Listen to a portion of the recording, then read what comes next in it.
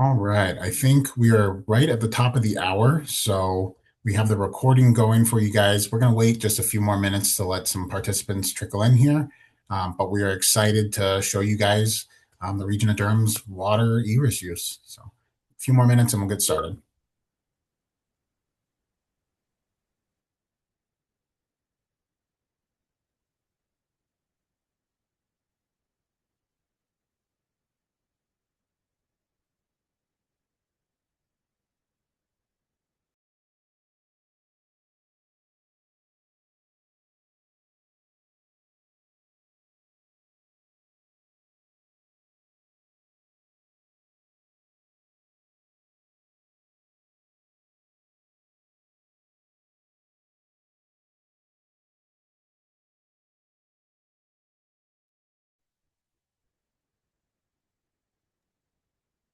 Barry, looks like we had a question before we get started.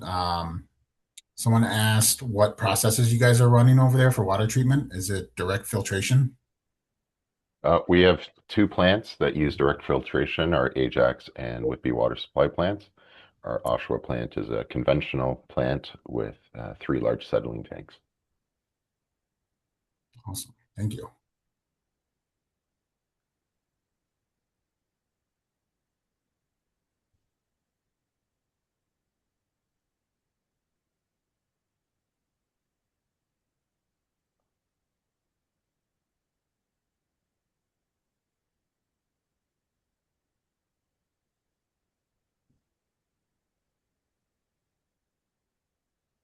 Okay. I think we have a fair amount of people already here, so it makes sense to go ahead and get started. So we will be having the webinars being recorded, so you guys don't have to worry about taking strict notes or anything like that. You'll be provided a link to the recording once it's all done, and as well, you can reach out if you guys have any questions. But to kick it off, my name is Brandon. I'm with the eRIS team here at Suez with the business development. Really appreciate you guys taking some time out of your day on a busy Wednesday to join us.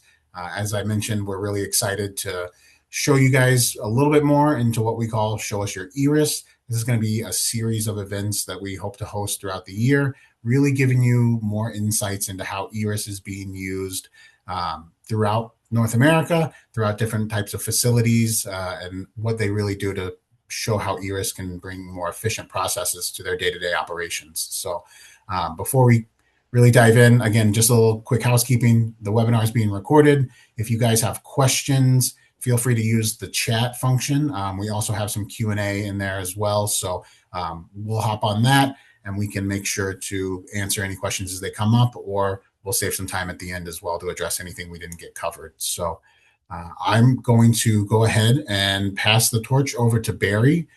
Barry is the Chief Maintenance Operator at the Water Quality Division with the Region of Durham. So Barry, thanks again for showing us your eRIS. Cool. Hi, everyone. Uh, so my name is Barry Ward. I am a Chief Maintenance Operator or Foreman of the Water Quality Division of what we call Plant South within the region of Durham. My job entails managing bulk chemical inventory, process investigations, regulatory reporting, and whatever else my boss tells me to do.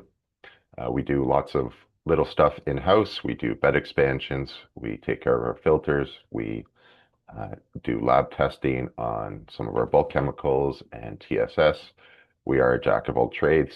And when people don't want to do math, they come to us. So I practice this. I swear it's been about 50 minutes. I'll try to shorten it down. But, oh, let's get going here. But yes, welcome to our eRIS. We work in something called a hub called Plant South. We have a Plants East and a Plants North. And for Plant South, we have three surface water treatment plants, 17 pumping stations and reservoirs, and we provide water to about 600,000 people. We are growing north with three new pumping stations in the works, and we are redesigning and expanding two of our water treatment plants and several in-city reservoirs and pumping stations. eRIS has changed everything for us. We've been using eRIS for just shy of 10 years, I believe. We are running eRIS Max right now. And, you know, while we still use paper, how we review that, the data that was on that paper, we do it electronically, and that allows us to do it in a more efficient and time-sensitive manner. We can address issues rather quickly instead of getting to a piece of paper that's been sitting in our inbox for several days where that information is essentially old and useless. Without eRIS, we couldn't work from home whatsoever, so this was a bit of a godsend during the pandemic. And so I'm just going to kind of go through our processes individually. They're all pretty dry. There's nothing too special about them. It's when we combine everything together that you can see we've really revitalized and allowed for more information to be seen, shared, and discussed between all the staff here. So every day we'll start with a few logbooks. Our chiefs will be the people using what we call an attendance logbook. So we have a standalone logbook where we use the shifts function alone, and we are essentially recording the people that are on site. So we will provide a designation, use people's names, and provide their working hours. Using the shifts function is great for us because we can actually break apart the components of this and we can create reports based on the time fields there. How many hours was someone at work for a year, just as an example. Um, this tied into our assignments logbook, which is the next logbook most people touch, is what we use to describe what staff are doing. Our supervisors love this because they can quickly reference this logbook on their own. They don't have to talk to anybody. And our maintenance group does this as well. So we have operations and maintenance group. I focus mainly on the operations side. So this is just an example of any random day for our maintenance logbook. We can see that it's just a text field where a template has been used to bring up people's names, and the chief will essentially fill in the information as needed. This is very flexible. In-house, this is just the standard we developed. It can look like anything you want it to. We do the same thing for operations. For operations, we do use labels for each group. And again, it's very great. So we take all these separate logbooks, and at the end of each day, we will stick them all together into a report, and that report will go to a supervisor for review, making sure that people are accounted for, the ORO and who's on call are listed in the attendance. Those are very important to us. So very simple functions in eRIS, but they make accessing that information very easy. We used to have to send emails to our supervisor. So imagine a supervisor getting several emails in a day, listing all this stuff. It just fills their inbox. They have to go search for it. And in a myriad of emails every day, sometimes finding the simplest thing is hard to do. So having an eRIS is very easy for us. So we'll move on to our daily plant run operations. Our staff will complete 3 runs every day, or should I say we have 3 staff members. Each one is completing a run. So we have the Ajax run, the Whippy run, and the Oshawa run. That run comprises of a water treatment plant and the associated stations. And as we are kind of trying to discuss what we did before and what we do now, we essentially used a giant paper log sheet that was double-sided, and we would have the operator fill out all the information asked, and that would get sat on someone's desk for days and days and days until there was enough there to warrant looking at them.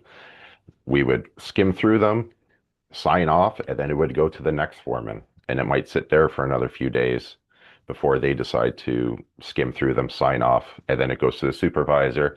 And you can see how just the information on day 1 really isn't looked at until day 30 sometimes. When you're away on vacation, you come back to 2 weeks of run sheets. And that's 3 sheets a day of paper that you would have to touch. So We do keep the paper log sheet, and that is for the field operators to use and fill out. It is very important. We decided to keep the paper in use um, because it's just easy for the operator to have on hand. And when this information is entered in eRIS, sometimes there are transcription errors, things get missed, you forget to hit save, and you need to come back to this information. So this is what our operators fill out. Again, there's 3 of these every day that are generated. So at the top, we're just looking for analyzer checks, and we go down to things like our bulk tank levels, our chemical pump set points, and at the bottom, which is important for us, just your walkabouts through the plant, checking off that there's no leaks, nothing's broken, there's no alarms that you saw, and safety items such as our first aid kit and spill kits are all in manageable condition. The backside of this paper on the right is our stations. It's all asking for the same information, just in a different format. So all of this used to be entered into an Excel spreadsheet that was located on a computer you could only access when you're in the plant, and it had no emailing or printable functions. It was old school, like Windows 95 Excel. You couldn't do anything other than look at the numbers that really didn't do much for you. So thankfully, we were able to use eRIS, and for all of our locations, we built 29 separate run sheets or data entry forms, and this is just an example of one.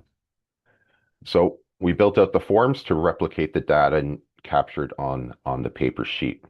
The operator will just come in, the form will load for that day, and they'll fill it in as needed.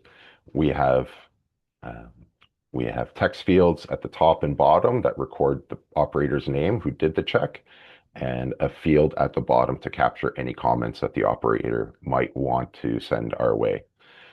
On the right, on the same web page, we have what we call a query for the day prior.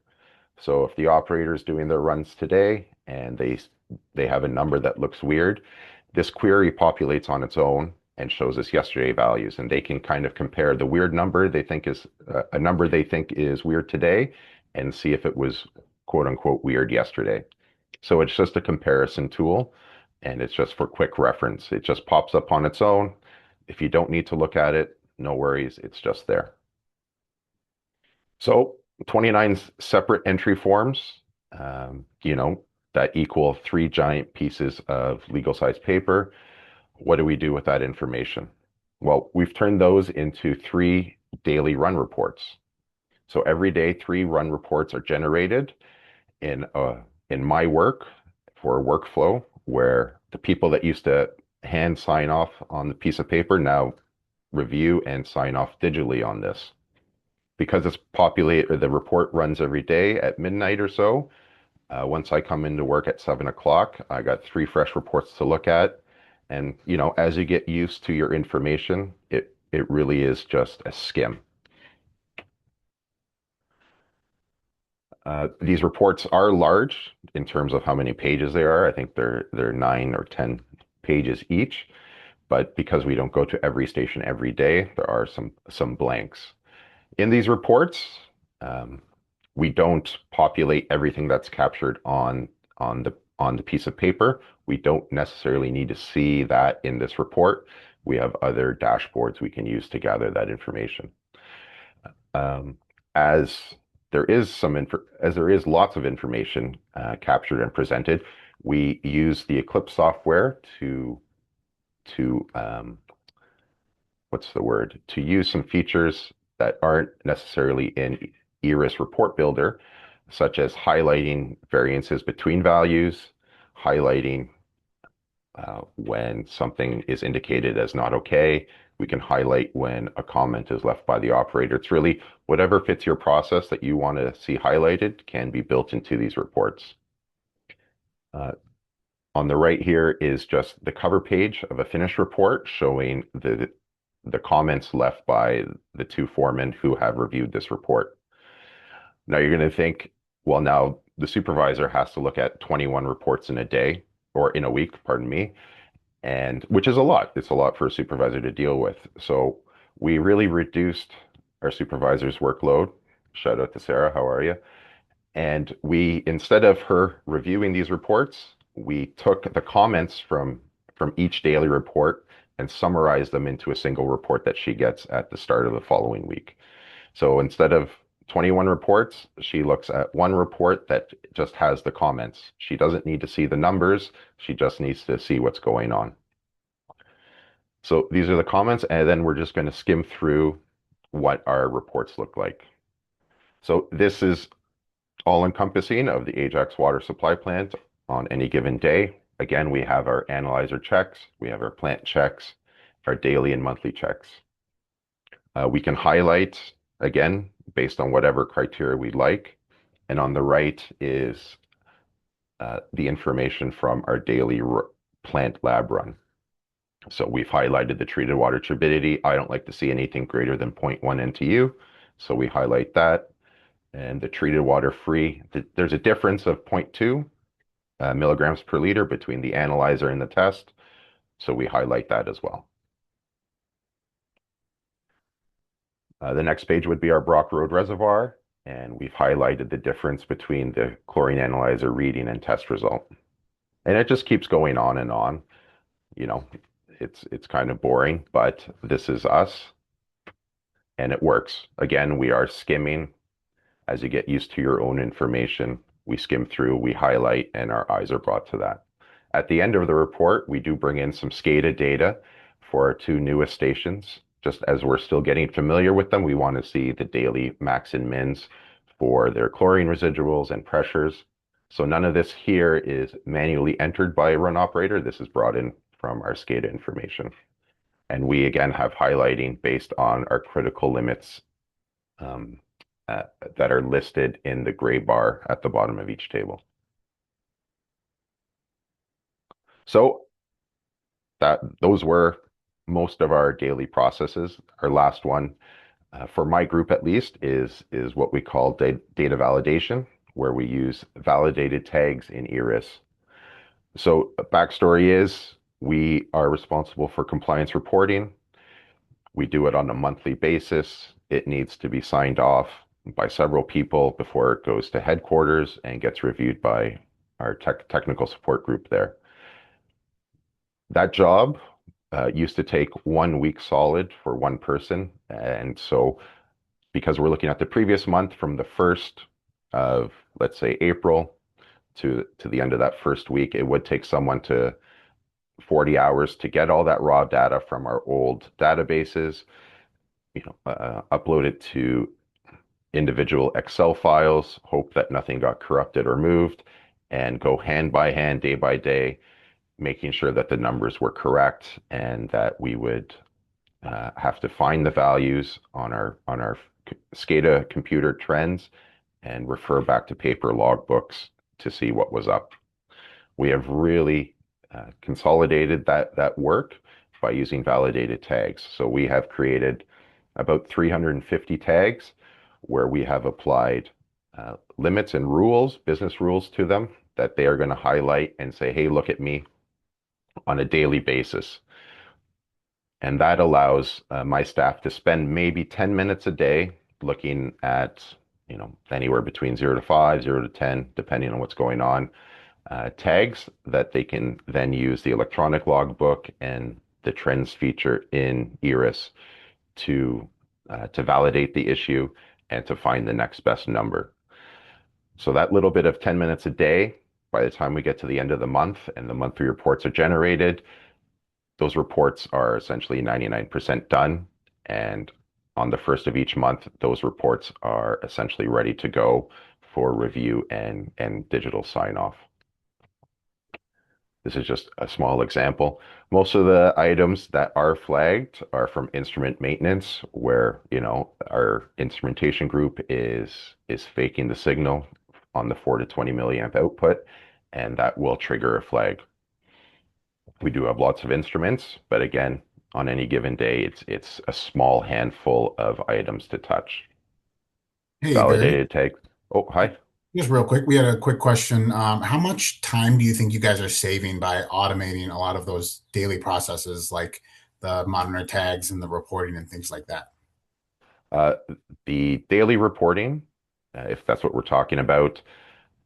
It does it save us time? Yes, it saves us time, of course, but it allows us to see the information essentially the very next day. And so we can review really quickly instead of getting to a piece of paper when we have the chance. Awesome. Uh, when we talk about the validated tags, as we only use it for a monthly reporting, instead of one person spending 40 hours in that first week of each month, I have one or two guys spending 5 or 10 minutes a day, and not even every day, doing this work. You know, that first 5 or 10 minutes where you're just having a chat, having your coffee. This is really um, minimal, minimal accountable time. You know, this is the time that most people would waste. They can just spend a few minutes doing this, so that at the end of the month, when the reports are run, almost everything is skookum. Everything is great. And the output of this, now I didn't put it before, is just a really nice, easy looking report where we can see that there are a few highlighted values that have been changed, where we have nice comments, the initial value, the updated value, who reviewed it, and all the other pertinent information that we need to have. So we can move on to the operations logbook. This is the most important part of our process.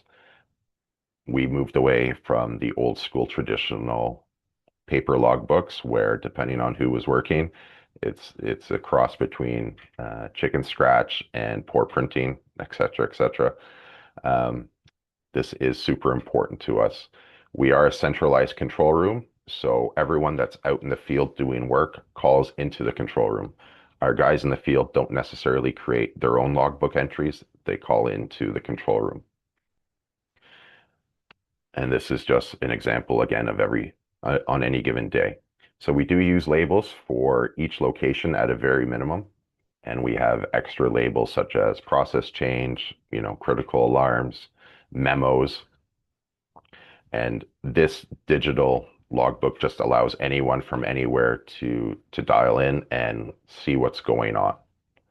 We also use the pin function to address any kind of high priority issues with the logbook, and that allows us to share information across shifts, and it's right in your face. And since you can add PDFs, we essentially use this as a distribution tool for memos as well. The next picture is essentially the same, but if you bring your attention to the top of the screen, you can see we have a little text box showing a blurb about the regulations for logbook entries. We do try and hammer home the need to make correct and concise and understandable logbook entries. So the requirements of the reg are posted there.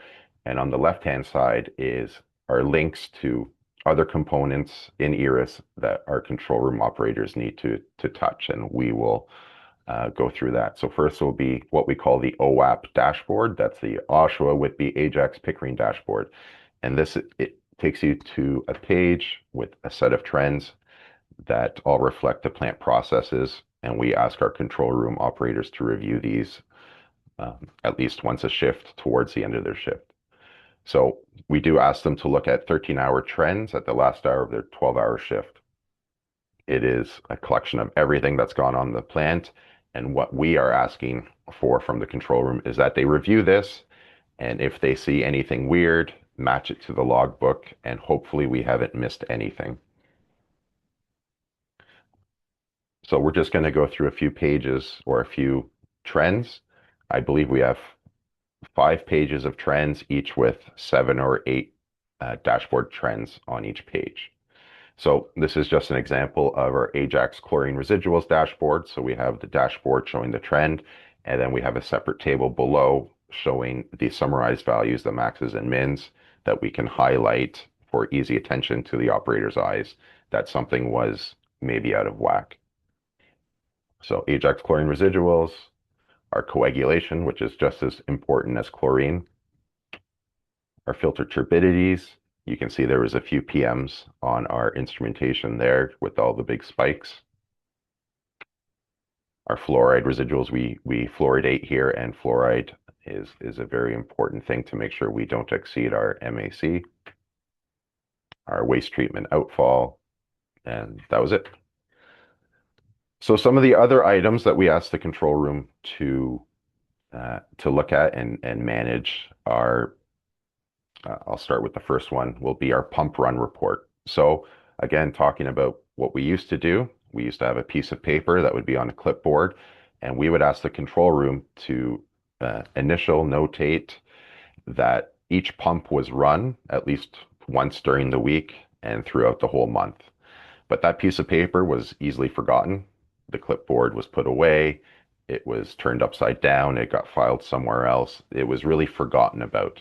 But by having that link to the pump run report, it's just always in the face of the control room operator to say, hey, maybe I should take a look at this. So what we did is we took the original paper form and we digitized it. So this was the original. We would ask everyone, like I was saying before, to just check off that each pump was run for each plant or each location. You can't always manage this, and sometimes pumps are run, but because they weren't notated on this form, it's like it never happened. So we use the data from our historian to look at the actual pump run signal from each pump, and we created a visual report that is what our control room operator sees. So we're just looking for that GB value, is it 1 or 0 over a 1 week period, and we came up with this. So this is our pump run report. Instead of an operator notating what's going on, we use our plant information to highlight what has happened, and an operator can now look at this, and if they see something that hasn't been run, they can run it. And then the signal will change and the report will update real nice. So for us, red means go. So red is all the pumps that have been running, and green is stop. And you can see that there's a lot more red than green, which is great for us. This is a really nice report. People refer back to this all the time. At the end of the month, we also, the chiefs review this to make sure that things were run, and we sign off on that as well. We also have a filter observation form. Again, this was on the same clip. This was a piece of paper on the same clipboard. It got lost, it got forgotten. And the ask for us is that each filter has eyes during a backwash at least once a month. We just want to make sure that our backwash processes are okay. We still have filters with agitator sweep arms, and knowing that they are operating properly in a backwash is a fairly important thing for us. So, but things get forgotten, things get overlooked. And so by having this filter observation form highlighted on the logbook page, it's just a reminder for the control room to say, hey, maybe this is a task I should complete. Now we can't digitize the form. This was the old piece of paper. We can't digitize the form, but we did build a data entry form that allows the control room operator to collect the metrics of the filter just before it goes into backwash, knowing that someone is there watching it. Once they hit save, the report on the right is populated, and this gets turned into a monthly report for us. So the control room operator will click on the filter observation form or link on off the logbook page. The report will populate on the right side of the page. They can see what needs to be filled, and then they can coordinate with the field operator to complete, the last 1 or 2 remaining filters that need to be observed. Before this process came into place, it was very infrequent that all filters got observed during a month. That, quote unquote compliance has now moved up to like 98%. We now see almost all filters with an observation at least once a month. We can move on to some dashboards that are not based on the control room, but for our chiefs. So this one is for me. This is our bulk chemical inventory page. I use this intensively every day. What it is a page that shows all of our chemical levels. And we've also built calculations that are displayed on a query table that show us the amount consumed in a 12-hour period or in a day, 1 day period, sorry. And we've built calculations that will help us determine when our tank will hit our trigger level to reorder. Before, I would actually have to go make some time, go sit at a SCADA computer and essentially put a ruler to the screen to determine our usage over a week or a day, you know, do some math, and then decide when it was time to order. With this makes no sense to anybody except for me, but essentially we are looking at the percent usage per day per chemical and how many days we are till empty. So on the very left-hand side, our Whitby Alum 1, we can see the tank was not in service for a few days, and then it came online, and we can see for the last few 12-hour intervals that we were using between 2.6 and 5% of alum per day, and that our days to empty, slowly or quickly dropped to nine days until empty. So when I look at this, I can say, oh, I got 9 days to empty. I look at the calendar and say I can schedule something within the next week or so. This has been a very useful tool for us. Absolutely, this has saved so much time. Again, you can build this out to whatever suits your needs. This is what works for me and for the group. Uh, we'll just pretend like we're scrolling down the same page and we are showing our tank levels at each of our plants. We have our station hypo levels. And again, it's just good to know where we're at all times because it's all of this is on a single page. I don't have to go to SCADA and bring up several different trends to look at the same information. Having it displayed in a bar graph is much better than watching a declining line over time, as we can only do on our fixed SCADA screens. We can also display our diesel fuel levels, where we can bring in the fuel levels from SCADA and also bring in the fuel levels as entered from our, our daily plant checks as well. That allows us to compare the values to make sure nothing's too weird either. At the bottom of this page, we do list our chemical suppliers, and this allows me to know who to email, but if I'm not around, it allows anyone else to know who to contact in case of the need of an emergency um, chemical delivery. But I'll never let that happen. Next, we'll move on to another dashboard, which we call operational checks. So all of that information that we discussed from our daily runs, a lot of our safety stuff has to be done either weekly or monthly. However, it is a task of checking whether the lockbox or the first aid kit were checked off in the last month is kind of hard to do. You're not going to go back and look through 30 reports or through 30 data entry pages. So what we did is we created this report that is on its own CMO dashboard page, and this allows the CMOs to verify over the month what has been checked and what hasn't been checked. And we also email this out to all of our day staff as well, so that they get this in the morning of the 20th of each month, I believe, and they can say, oh shoot, I haven't checked the lockbox over the last month. Let me go and do that today. So we're just highlighting that things were checked. If there's no green okay, that means it hasn't been checked, and it's a prompt to say, let's go do that. So we can see here for our Brock Road Reservoir, the lockbox, the first aid, and the spill kits just hadn't been checked by the time the report was run, and that the diesel hadn't been run either, but everything else is okay. So this has been very useful for backtracking and understanding um, what we need to catch up on. Hey, Barry. Looks Yes, like we sir. got another question. Uh, is there ability for operators and technicians to quick access specific forms via QR code?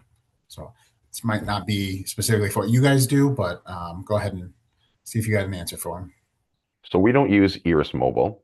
You've just chosen not to, but I do believe that there is the ability to create a form that's accessible on the eRIS app, and you could scan the QR code and it's supposed to bring that up.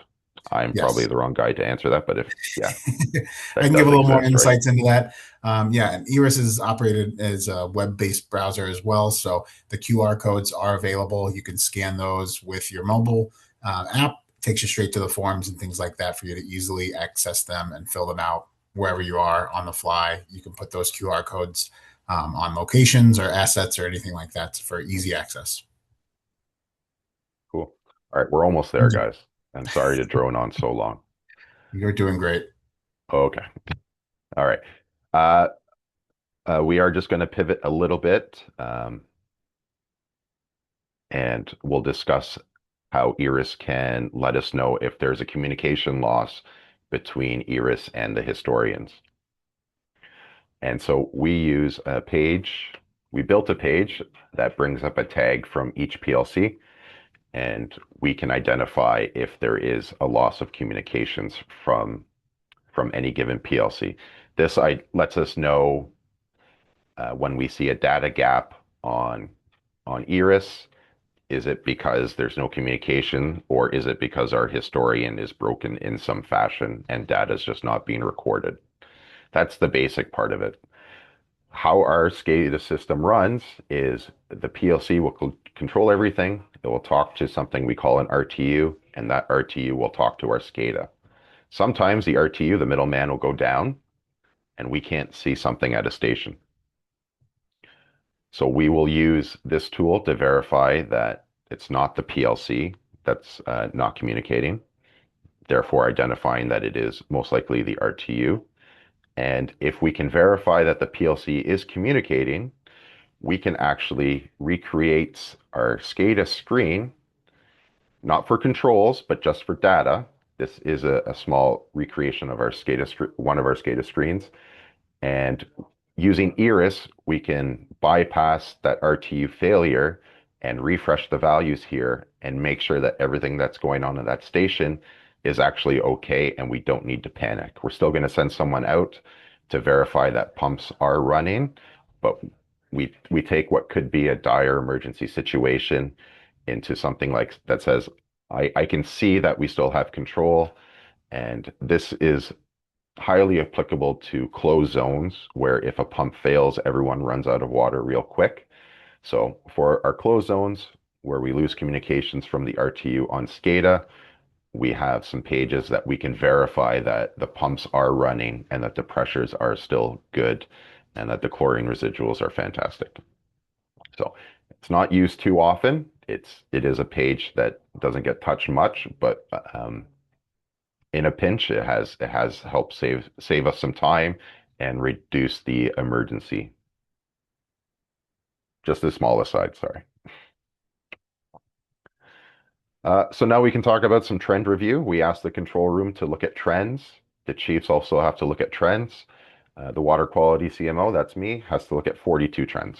The operations CMO has to look at 21. I don't know why it's so different, but I guess I'm just nosy about what's going on in the plant. So what we did is we created uh, our respective trends or queries.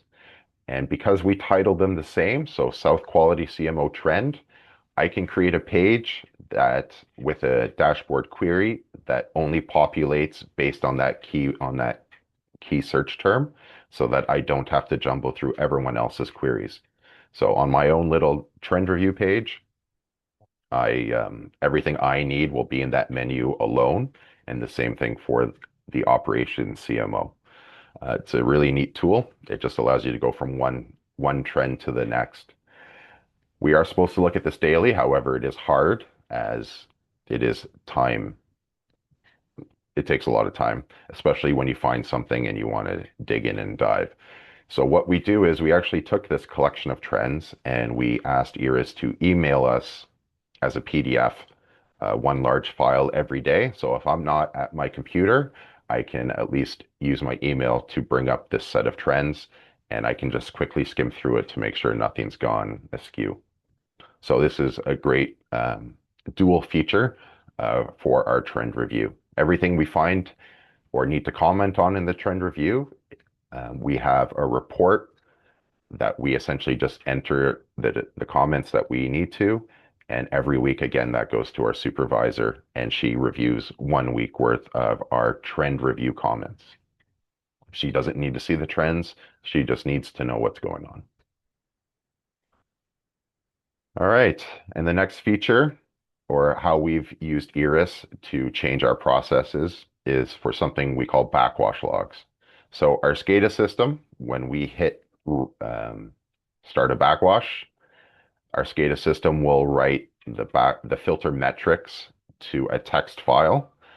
So it will record the runtime, the loss of head at backwash, the amount of water produced, the turbidities, what the alum dosage was at the time, on top of the date and time as well. And so on a monthly basis, again, we would take those files, we would have to manipulate them into Excel, and our only way to evaluate them was using pivot charts and pivot tables, which is fine on its own. But since we're up to 14 plus years of information, it started to get a little messy.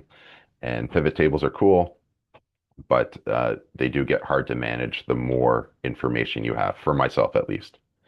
So what we did is we used the upload feature in eRIS, and we created our own specific table called backwash logs. And we took a text file that just had essentially that was a CSV.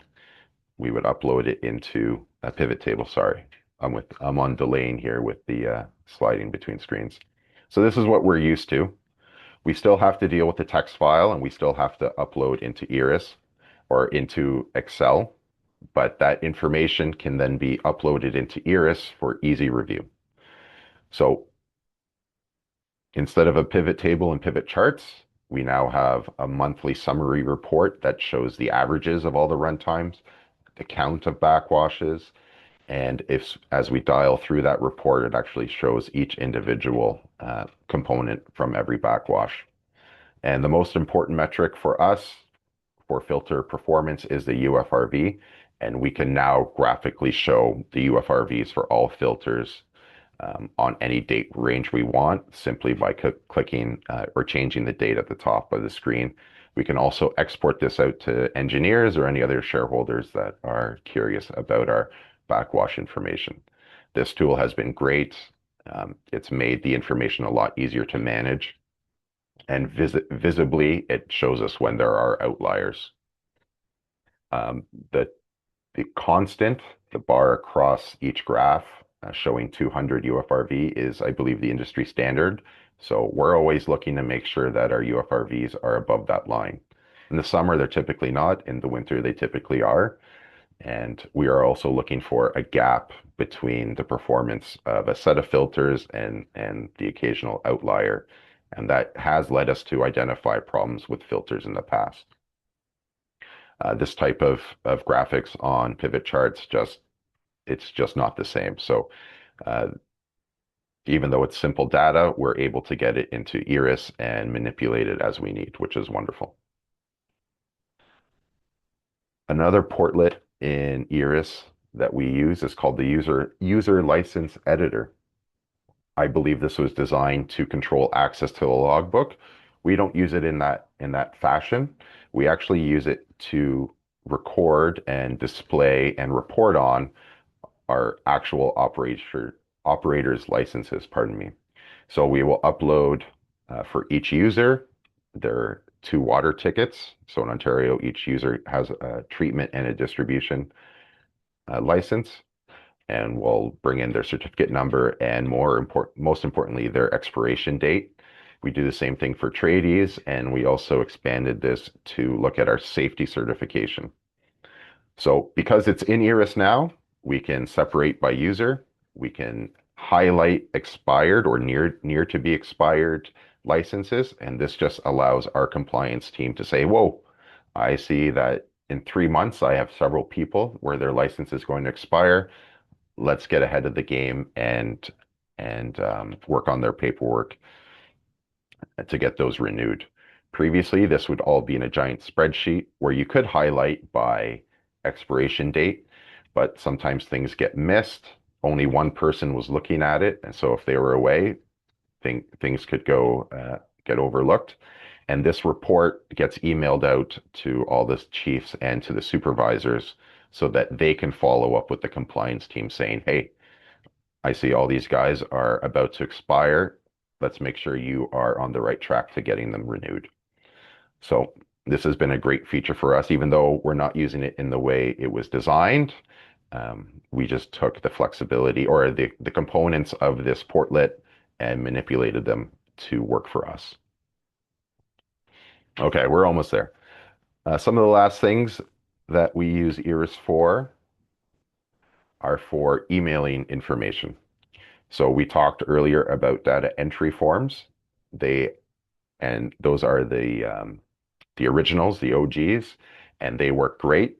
We can do some things with them, but there is a new called version 2 data entry forms. And so again, for my group being the jack of all trades, we do lots of little things like bed expansions, hypo testing, TSS analysis. All of these things are done on irregular schedules and so you don't really make a report about them. But I want to know when they happened and I want to know the results. So we created some version 2 forms to collect some basic information. And once my staff has completed the work, they put in the numbers, hit save, and I get an email showing me what's been going on. So I don't need to talk to anybody, which is great. Um, my staff don't have to write these numbers down in a notebook where that number is going to get forgotten and lost fairly quickly. And we can also then start to trend these numbers in a query to see if values are going up, down, flatlining, et cetera, et cetera. So this is one of the small but neat features of the version 2 forms that we do use.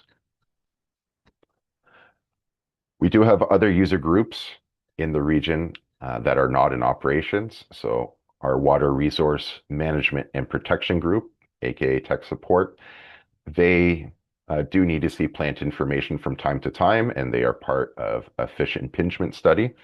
And so we've built some pages for them for their specific purposes. One example is a, um, someone from the public will call in and say, hey, my chlorine is too high, or it smells funny, whatever. They can refer to the Plant South distribution map where we've plotted all of our stations. They can click on the water drop based on the complaint's location, and plant information will come up in the graph on the right, and they can refer to that really quickly instead of calling our control room using their time and guessing which station people are talking about. We also have hydrant mapping. So we do have some smart hydrants that records distribution pressure, which is great. And part of those smart hydrants is the fact they can record any transients that might happen. And so on the bottom graph or the bottom picture are our smart hydrants, and the black line is a recorded transient that happened. And so when there is a water main break or a pressure change in our system, our operations team can refer to this map, and tech support, they can refer to this map as well to see if there are any changes in pressure throughout the distribution. So two good uses of maps for us. We are doing a fish impingement study with the Department of Fisheries. And so what you're looking at is called a data entry sheet. We talked previously about data entry forms. This is a sheet that can replicate an Excel spreadsheet. Um, the data entry forms have purposes unto themselves. These sheets fit the purposes of the type of data collection we use for our fish studies. And so some gentlemen from tech support will come in. They'll look in our screen baskets to see how many fish are there. They'll measure them, count them, weigh them, etc. And we use this information to know how much fish, and I think it's grams per million liters of water brought in. And these results are nicely stored and articulated in eRIS for us for easy grabbing. And we can send this off to the DOF without issue. Um, some of the, oh, we're almost at the end. Thank goodness. The last thing we can do with eRIS is grab external data. So we can grab Environment Canada weather data. We usually just look out the window, but something that's important to us is Lake Ontario level. There was an event several years ago where the lake level rose about 1.5 meters and was actually infiltrating back into our Whitby water supply plant. So we grabbed that information of Lake Ontario water from the Toronto Harbor Authority or Port Authority, and we plotted it against our at the elevation of our Whitby outfall. And so when waters do get high, we can refer to this dashboard to see how close we are to getting to our outfall and if we need to start worrying about stuff. And I think that is it, my friends. So I've shown a lot of stuff. I've droned on. I'm sorry. But eRIS has definitely been a tool that is only limited to the data you have and how you can understand the data and and how you want to display that data. Not everything is useful to everyone, but definitely by being creative, understanding how eRIS works and understanding how you can manipulate that data in eRIS definitely will get you ahead of the game and most likely change how you do stuff or things, pardon me. Um, I think that's it for me. So I think we're taking questions. You can email me. This is my information. I'm good. What's next, All Brandon? right. Barry, that was fantastic. You really got in there in the weeds. I think we all have a really clear idea of how you guys are using eRIS over there. So we did have one question. How did we connect the SCADA data into eRIS and ensure a secure connection? So is that something that you have answers for? If not, we can dig into that a little bit as a separate Q&A. Sure. I'm not a computer person, but our SCADA system writes to a historian, and we connect to that. eRIS is able to connect to any data source that is made available to it simply. So as long as you can make that connection available to a database, eRIS can read it, from what I understand.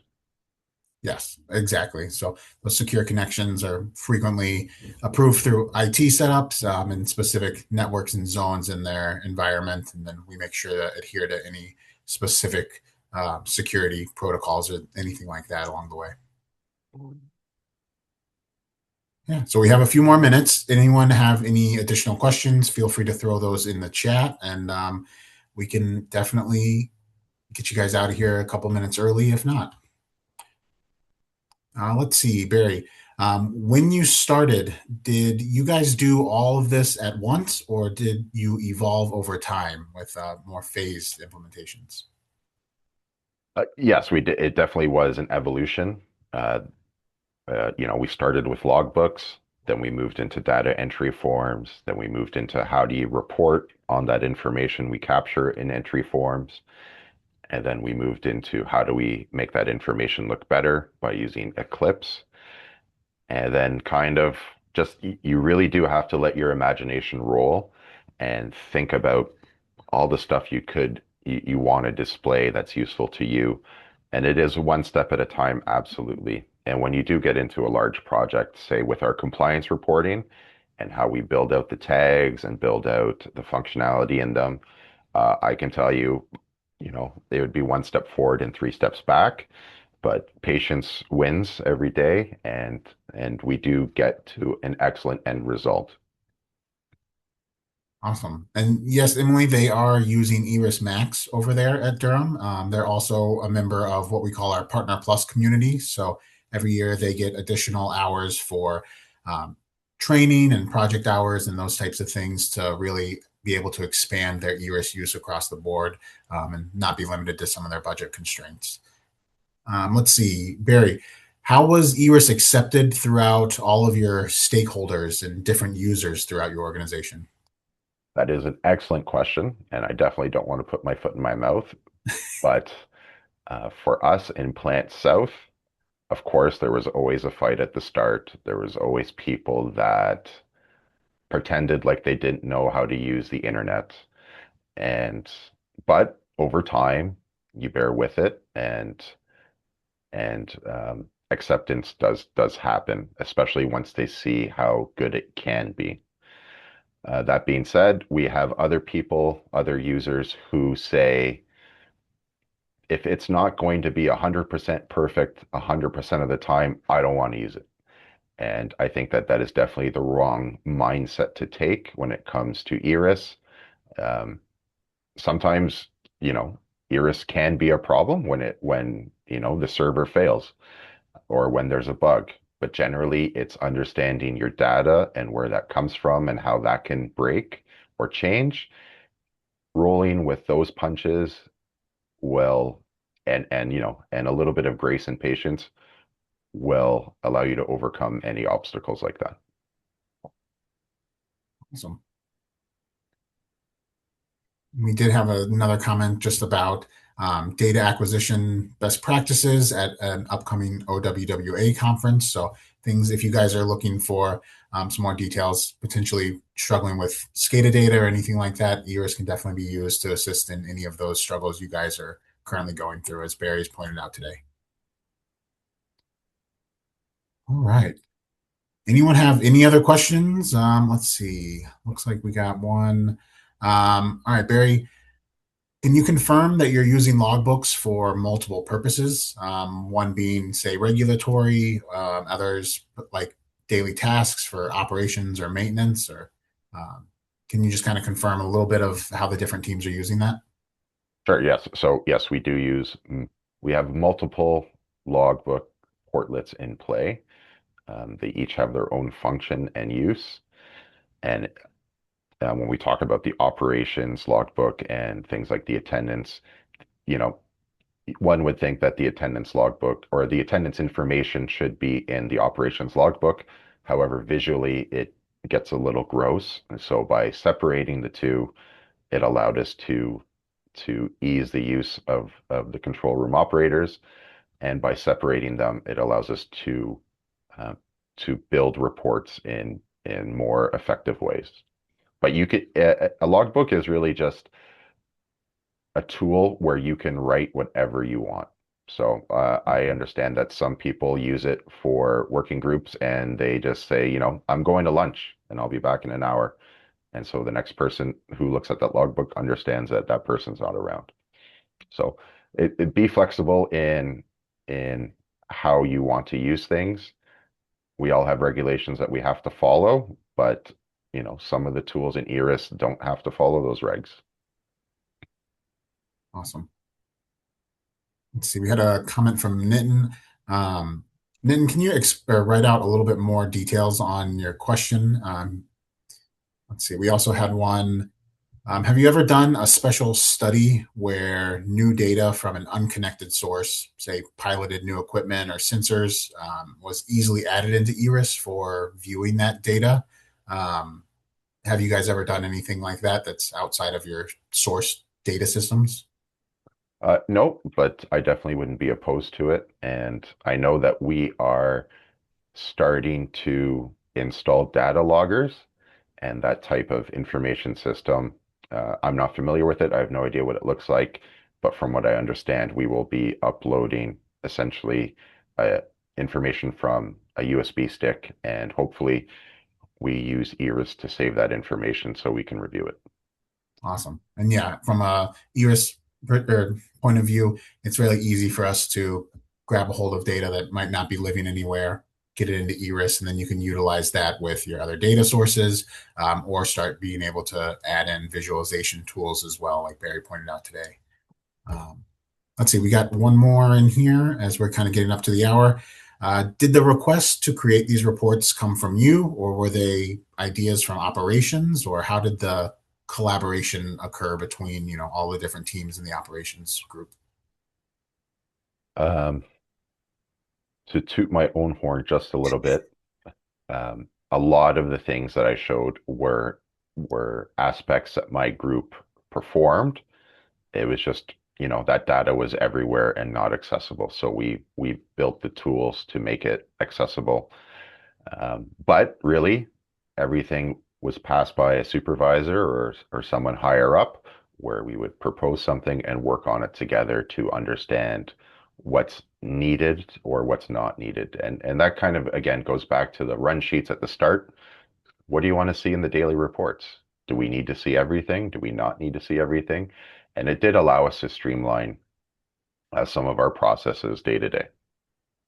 Collaboration is a great idea. If you have ideas, run with them, try them out. There are some things I haven't shown that were just complete flops and useless, but I tried them out anyways. Awesome. So I know we're right up against the hour. We did have one more of a process related question for you, Barry. Are you guys using a Zeta analyzer for coagulant dosing or monitoring filter performance and jar testing to set coagulant dosage? We do not use zeta potential analyzers.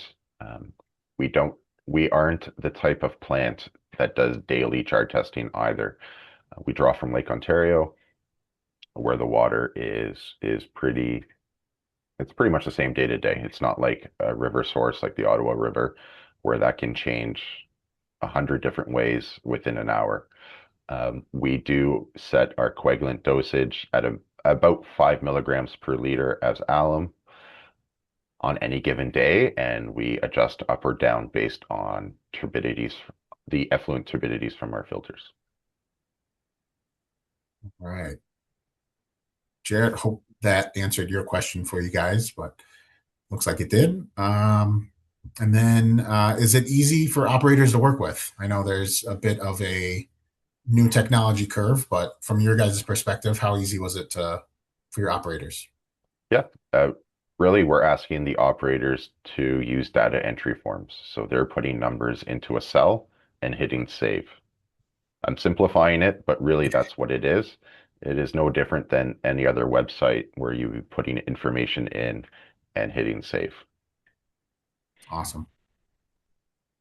A All lot of right. it is showing information from the system, right? Like almost everything I showed was displaying data.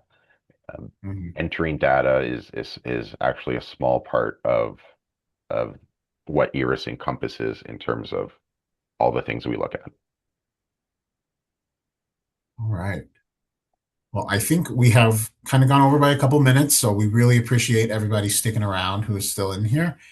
If you guys do have additional questions, you can reach out to Barry directly. He has his contact information up there, or feel free to reach out to myself, Amy, or any of the members of the eRIS team. We'd be happy to show you more aspects of the tool, dig into any more details, or address any potential projects that you guys are looking to take on as you move forward. I know 2026 and beyond, the world's getting a little crazy. So being able to have a tool that's nice, effective, efficient, and increases the workability really goes a long way. So again, thanks everybody for joining today. We will be having this sent out via recording, and you guys can share with any of your team members who weren't able to join in. All right. Thanks, everybody. Thanks, everybody. Who's going to be next to show their eRIS? That's the question.